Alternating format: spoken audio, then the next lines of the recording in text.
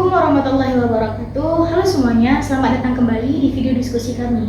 Sebelumnya, puji beserta syukur kita panjatkan kehadiran Allah Subhanahu wa Ta'ala, karena Allah Ta'ala telah memberikan kita rahmat dan hidayah sehingga kita dapat lancar menjalankan tugas kali ini.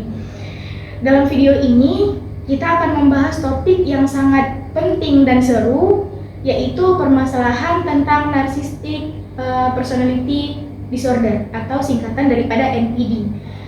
Adapun kasus yang kami bahas itu mengenai seorang klien yang berusia 19 tahun yang ia menunjukkan beberapa gejala ataupun ciri-ciri gangguan narsistik seperti rasa percaya diri yang berlebihan, kebutuhan tinggi akan pujian, dan kesulitan dalam berempati kepada orang lain.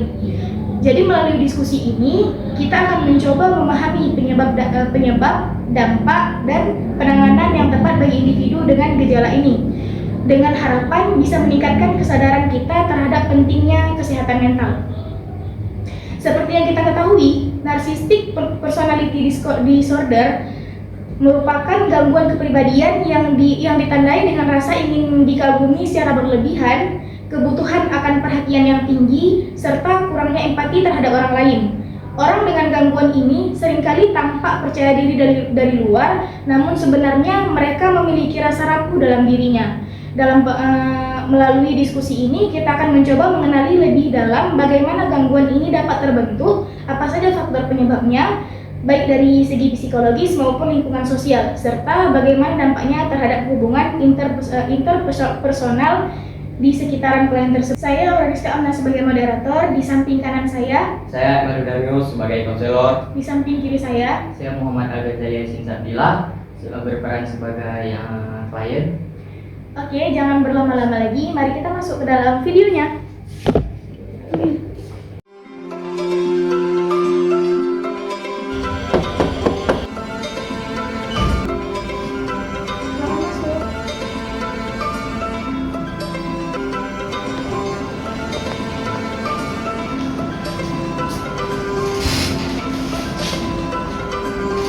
Selamat pagi. Terima kasih sudah datang hari ini. Bagaimana perasaan Anda saat ini? Saya baik. Menurut saya tidak perlu datang kemari hari ini. Tapi karena keluarga saya menyuruh saya kemari, dan menurut mereka saya terlalu sombong dan naif, jadi saya datang kemari. Dan menurut saya, mereka hanya iri. Saya paham. Jadi Anda tidak terlalu membutuhkan bantuan saya. Namun keluarga Anda yang menyarankan Anda kemari. Iya, menurut mereka saya terlalu fokus pada diri sendiri. Tapi menurut saya memang saya lebih dari mereka. Jadi wajar saja saya lebih dari mereka. Saya menghargai kejujuran Anda. Sepertinya Anda memiliki keyakinan yang kuat terhadap kemampuan diri Anda sendiri. Itu merupakan hal yang positif. Kalau boleh tahu, apa yang membuat keluarga merasa Anda sulit bergaul? Mereka bilang saya tidak mendengarkan orang lain. Tapi menurut saya, waktu saya terlalu berharga untuk mendengarkan hal-hal yang tidak penting. Jadi Anda merasa waktu Anda terlalu berharga. Terima kasih sudah berbagi. Saya ingin membantu Anda agar hubungan Anda dengan orang lain bisa lebih nyaman tanpa mengurangi rasa percaya diri yang Anda miliki. Bagaimana kalau kita mulai dengan membicarakan suatu situasi di mana Anda merasa tidak dipahami oleh orang lain? Saya merasa di tempat kerja saya merasa yang paling berprestasi. Tapi saya kayak bos saya tuh lebih milih mereka yang malah bilang mereka yang lebih berprestasi. Padahal saya lebih berprestasi. Sehingga saya tidak mau berbicara dengan mereka dan ngobrol dengan mereka. Saya bisa melihat itu membuat Anda kecewa. Anda merasa kerja keras Anda tidak dihargai, ya? Iya, padahal kan tanpa saya kerja di situ, proyek itu tidak akan berhasil. Saya mengerti. Kadang di situasi seperti itu, rasa ingin diakui bisa menjadi seperti hal yang sangat penting.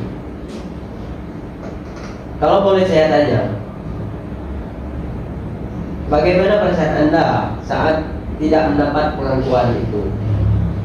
Saya merasa saya diremehkan, tapi saya tidak ingin menunjukkannya. Tapi saya tidak akan berbicara dengan mereka dan saya anggap mereka tidak selevel dengan saya. Terima kasih sudah jujur. Itu langkah penting. Saya ingin tahu. Saya tahu tidak mudah untuk mengakui perasaan seperti itu. Bagaimana kalau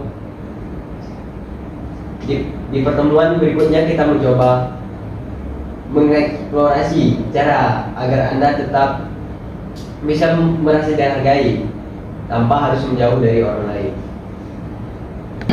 Mungkin bisa dicoba, asal itu tidak membuat saya terlihat lebih lemah. Tentu tujuan kita bukan membuat Anda lemah, tapi membantu Anda tetap kuat dan memiliki hubungan yang sehat dengan orang-orang di sekitar Anda. Baiklah, saya akan mencobanya. Tapi saya tidak yakin itu akan membuat saya berubah menjadi cepat. Udah. Baiklah, saya akan mencoba untuk berubah. Tapi saya tidak menjamin itu akan membuat saya cepat. Itu sudah bagus. Perubahan memang proses, dan kita akan berjalan bersama dalam proses itu.